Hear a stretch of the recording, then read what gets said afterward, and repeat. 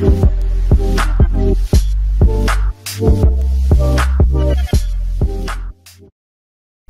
guys, Airsoft Tech here and welcome back. Today we're going to be taking a look at the V2 Hybrid Mosfet by Perun Airsoft.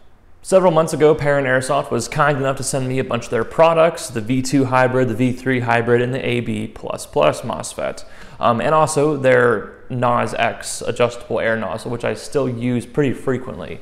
I have already reviewed the NOS-X air nozzle that they sent me. And now we're finally getting around to reviewing some of the MOSFETs they sent me.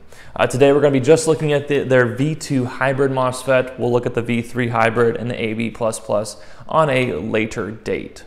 So in this video we'll be taking a look at the V2 Hybrid MOSFET and installing it into my classic Army G3. And huge thanks to Perun Airsoft for sending me all these things to play with and to review. I can't wait to look at more of their products in the future. So prior to this video, my G3 here had a standard 3034 based MOSFET, but we'll be installing the V2 Perun Hybrid MOSFET into it so that we can join the year 2016 and get out of the 3034 based MOSFET generation. So let's break this box open and install it into my G3.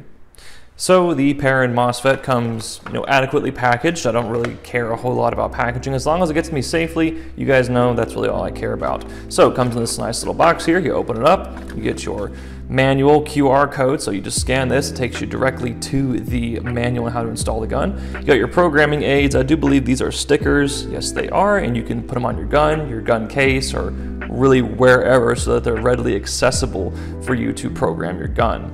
So it comes with some stickers as well, and more stickers. Awesome. So down to the MOSFET, we see here the MOSFET comes nicely packaged in this little electronic shock-proof baggie, which is cool, I guess. And this is the MOSFET right here. You can see it's fairly small. It's a little bit smaller, I'd say, than a Gate Aster, maybe a touch smaller. Definitely smaller than a BTC Spectre or Chimera, and absolutely smaller than the Gate Titan. But it should be just as capable. And then underneath here, you also get some other stuff too.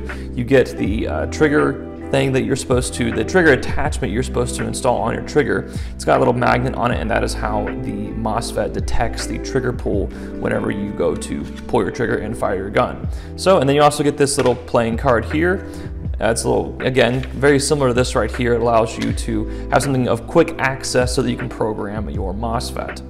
So that's what you get, and that's what you need. Look, before you install this MOSFET, or really anything for that matter, please read the manual. All you gotta do is take a picture of that QR code there, and then the manual will pop up on your phone. And so it's a pretty good manual. It's about 13, 14 pages long. Explains how to install, or how it works, how to install it, how to program with it, limitations, and stuff like that. Just seriously read the manual before you install it. I'm not just saying it, I really do recommend it, and it is what I do as well before I install any product. I've read the Gate Aster, the Gate Titan, the BTC Spectre, and Chimera, and now the Perun V2 MOSFET multiple times over.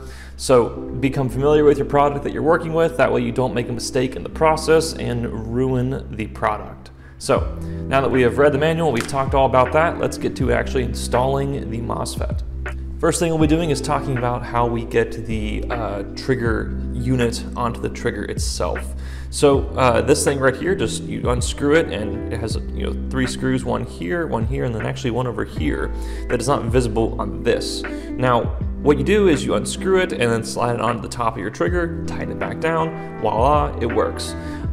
However, with the G3, the problem with installing it normally would be that the G3 gearbox is a version 2, and then the selector switch, a lot of times, not on every single G3 model, runs straight through the center of the gearbox shell like this model. And then by doing so, it kind of cuts through part of the MOSFET here where it does make room for it to go through, so that's not the problem. The problem is that this bar here actually pushes the trigger setup, or the actual physical trigger, a little bit forward with this attachment on top of it, causing the MOSFET to not work properly.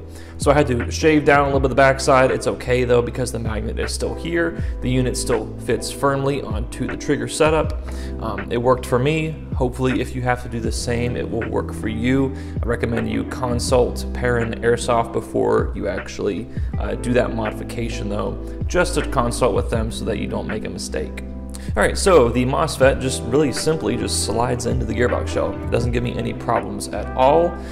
Easily screws in with the screw that came with the original VFC gearbox shell, nice and tight, doesn't feel too bad at all, really. All the wire slides right in very well and very nicely into the trenches. The actual wire insulation, couldn't think of the right word there, feels okay. It feels a little weak maybe, but it's also thin, so it allows you to easily have plenty of room inside your gearbox shell, especially for your motor to clear over that gap there with those wires. So that's nice, but I wouldn't throw too much at this wire in terms of physical abuse. I would just, treat it very nicely. It should work fine. It's nice and bendy. It's thin, but it works very well. So that's it. Obviously comes wired to Dean's because we are in the 21st century. A couple things I do like is that this MOSFET creates plenty of room for the bushings to kind of slide in and out as needed. I know some MOSFETs get close to kind of covering up or getting around here. I don't really like that. I like my MOSFET and my really expensive electronic parts to stay away from my mechanical moving parts. So yeah, it slides right in, and we'll put the rest of it together and talk about it a little bit more. As always, when installing any MOSFET, install some of the mechanical parts around it, namely, in this case, the sector gear, to make sure that the sector gear is not actually hitting any of the nice expensive electronic parts as it rotates quickly.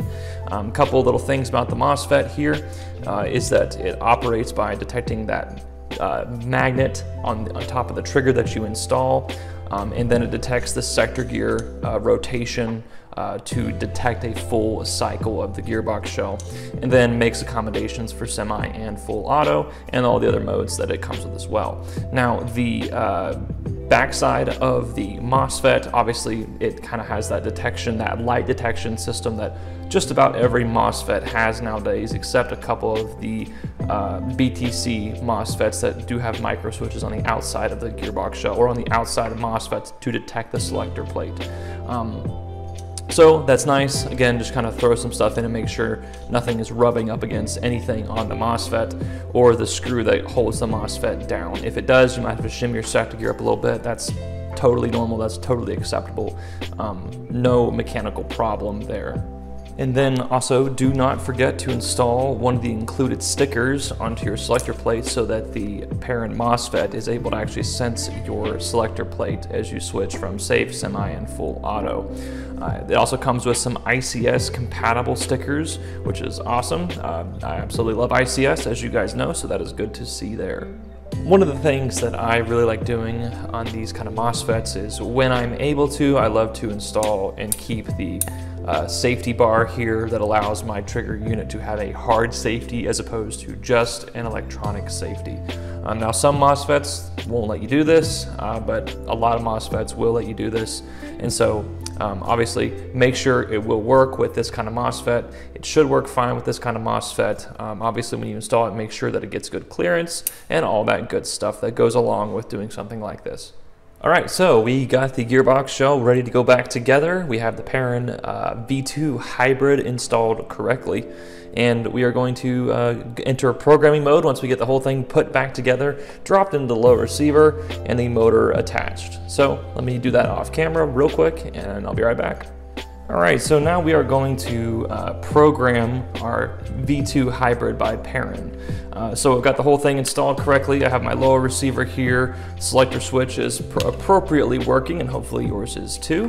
Then you take a battery to enter programming mode, that is. I usually like to use a lower voltage battery. I don't know why, but it makes me feel safer whenever I'm programming a gun, especially with these MOSFETs, as I just like to use a lower voltage battery. So using a 7.4 volt LiPo battery here, plug up to your gun. You'll get that confirmation beep. It is a pretty snappy confirmation beep. And then in order to program semi-auto, you have to be in semi-auto, no dip. Follow the instructions of this playing card, which, basically translated and simplified mean in order to program semi-auto, you have to start in semi-auto and end in semi-auto.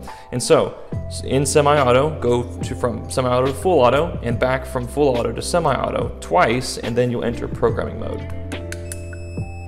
There you have it, we've entered programming mode. And on most guns, you can more easily see the little LED in here than in this G3, but you can still see it. There you go. So you see we are currently in programming mode for semi-auto, and in order to switch down to the different types of modes to program here, we just simply go from semi-auto to full auto, which will take us down to active braking, and then we go from full auto back up to semi-auto, which will take us to pre-cocking. It's a little bit easier in an M4 style gun. The G3 is a little finicky with this, but it definitely works. And as you can see on this playing card here, the different programming modes are pretty standard. You have active braking, pre-cocking, binary trigger, two-stage trigger. You can program for trigger sensitivity, which is always nice nowadays. Rate of fire reduction, which I don't know anybody that does that. DMR mode, LiPo alarm, DSG mode, and then the very last one here is a master reset. I'm guessing that just completely wipes all your settings clean and gets you back to factory settings. Now, as I do understand, this MOSFET does come pre-programmed with like a touch of active braking and a touch of pre-cocking. So what I'm going to do is I'm going to master reset the whole thing, and I'm going to program the gun to have a little bit of pre-cocking in semi-auto, and that is all. Alright, so I've programmed the gun for some very simple pre-cocking, and that's about it. Everything else is completely factory reset. So I've got the gun plugged up to an 11.1 volt LiPo battery. We'll give it a shot here in 1 second. This gun really is kind of like a field gun, or at least that's the intent of it. It shoots about 425, 430 FPS with a .0 gram BB. Obviously very long barrel, R-hop, low neck 70-degree bucking. It's got the works to make it more of a long-range airsoft gun.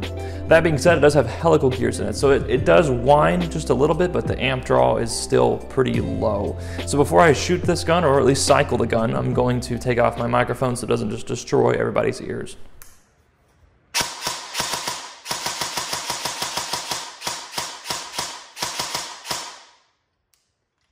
So with the Perun Airsoft V2 Hybrid Mosfet installed into my G3, I'm finally able to bring my G3 to 2021 and make it programmable and a lot more functional on the airsoft field. Alright, so a couple of things that I really like about the Perun V2 Hybrid. First of all, it's very easy to install. All you gotta do is just throw it into your gun, screw it down, close up your gearbox shell, put the gearbox shell back in gun, and now you're able to just go out there and already play with it. A lot of MOSFETs require you to calibrate a trigger, then calibrate a selector plate, which is just extra steps in the way between you and using your gun. And so that's really nice that they have that really ease of access, really easy to install. There's nothing else to it. It's just very, very simple. Another thing I really like about it is that the MOSFET physically feels durable. At first glance, it kind of looked like that thing that kind of stuck up that I guess senses your trigger. Kind of looked a little flimsy, but I mean, again, the whole board feels really thick. It's really nice. I had to actually shim my sector gear up just a little bit as a result of how thick the board actually is. Now, it's no big deal to shim up your sector gear just a little bit in order to make clearance over a board. Mechanically speaking, it really shouldn't give you any problems. Now, moving on to some of the things that I did not like. It is a little bit kind of dated in terms of programming the MOSFET. A lot of MOSFETs nowadays just have Bluetooth capability, and that's kind of the standard nowadays. Super easy to program. You don't have to pull a trigger so many times in order to get it to program. You don't have to have your selector switch in a certain area in order to program it. All you do is plug up a battery, take your phone, and just connect it via Bluetooth and select your settings that way. That's super simple, and that's kind of the future here. So I don't know if Perun is going to be doing that with future models or not. I hope they do. That would be really awesome to see.